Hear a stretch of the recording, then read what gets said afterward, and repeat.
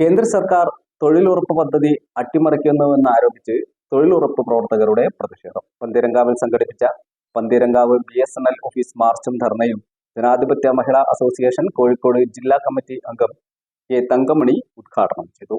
ഈ പുതിയ നിയമം 2026 ഏപ്രിൽ മാസം 1-ാം തീയതി മുതൽ രാജ്യത്തെ വിവിധ സംസ്ഥാനങ്ങളോട് വിവിധങ്ങളായ രീതിയിൽ നടപ്പിലാക്കാൻ വേണ്ടി ഈ നിയമം മുന്നോട്ട് വയ്ക്കാം.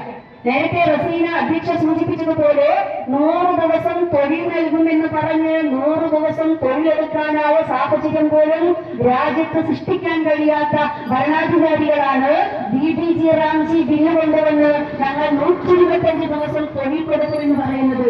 പ്രിയപ്പെട്ട കേന്ദ്ര ഗവൺമെന്റിന്റെ പ്രതിനിധികളെ, ഞങ്ങൾക്ക് നിങ്ങളുടെ വാക്കിന് ഉറപ്പില്ല എന്നത് കഴിഞ്ഞ കാലങ്ങളിൽ നിങ്ങളെടുത്തിട്ടുള്ള നിലപാടുകളിൽ നിന്ന് ഞങ്ങൾക്ക് വ്യക്തമാണ്.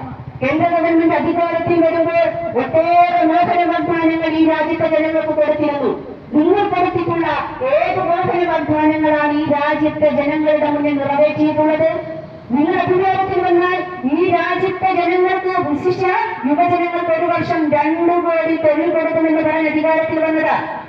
2 കോടി യുവജനങ്ങൾക്ക് തൊഴിൽ കൊടുക്കുമെന്ന് പറഞ്ഞ് അധികാരത്തിൽ വന്നിട്ടുള്ള കേന്ദ്ര ഗവൺമെന്റ് യുവജനങ്ങൾക്ക് തൊഴിൽ നൽകില്ല എന്ന് മാത്രമല്ല, യുവജനങ്ങൾക്ക് തൊഴിൽ കൊടുക്കാൻ, തൊഴിൽ ലഭ്യമാക്കാൻ സാധിക്കുന്ന നിരവധിയായ മേഖലകളിൽ നിയമന നിരോധനം ഏർപ്പെടുത്തിക്കൊണ്ട് കേന്ദ്ര ഗവൺമെന്റിന്റെ വിവിധങ്ങളായ സ്ഥാപനങ്ങളിൽ ആയിരക്കണക്കിന് ഒഴിവുകൾ ഇങ്ങനെ നിരത്താതെ നടത്തിക്കൊണ്ടുന്ന ഒരു കേന്ദ്ര ഗവൺമെന്റാണ്.